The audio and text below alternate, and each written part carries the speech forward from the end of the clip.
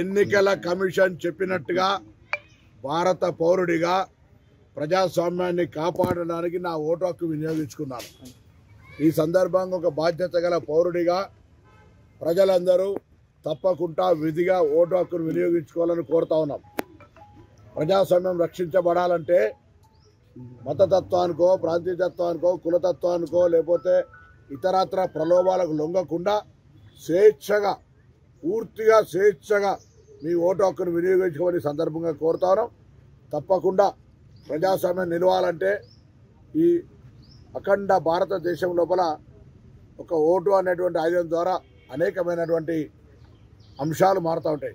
కాబట్టి తప్పకుండా ప్రతి పౌరుడు విధిగా ఎన్ని పనులున్నా, ఎన్ని బాధ్యతలున్నా ఈ ప్రధానమైనటువంటి ఓటు వేసే బాధ్యతను మరవద్దు. ఇది మన హక్కు, ఇది మన గొంతు, మన స్వరం అని ఎన్నికల కమిషన్ చెప్తున్నట్టుగా అందరూ దయచేసి ఓటు హక్కుగా వినియోగించుకోవాలని సందర్భంగా నేను కోరుతా ఉన్నాను.